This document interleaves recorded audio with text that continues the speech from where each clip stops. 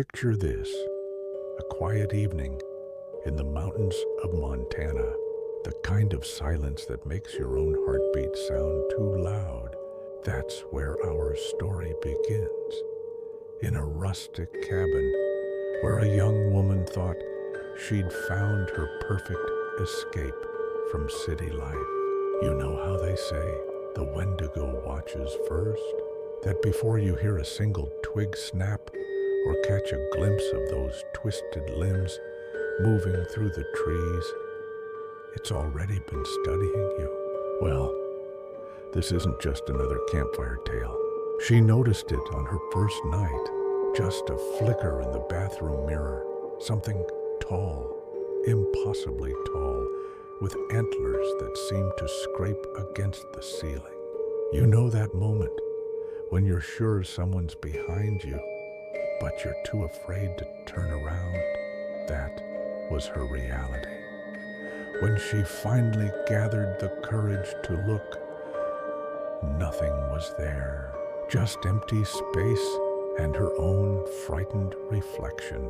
It's just stress, she told herself the next morning, trying to laugh it off.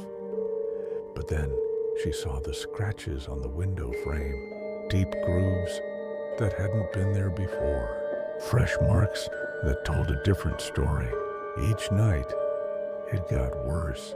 The figure in the mirror became clearer, more defined. Those hollow eyes, like black pits in a gaunt face. Those limbs too long, too thin to be human. And those antlers, they weren't like any deer or elk she'd ever seen. They were ancient, twisted things that seemed to reach for her through the glass. Leave, of course, wouldn't you? But that's when things got really frightening. Her car, dead. Phone, no signal. She was trapped, alone, with whatever was watching her through every reflective surface in that cabin. On the fifth night, something changed. The bathroom mirror began to fog up on its own, even though there wasn't any hot water running. And this time, the creature didn't stay behind the glass. What happened next? Well, some hikers about 2 miles out heard the screams.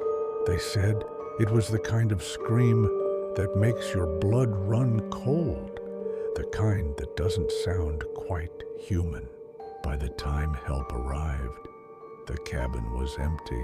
No signs of struggle, no evidence of forced entry. Just an empty room and a message etched into the mirror's surface.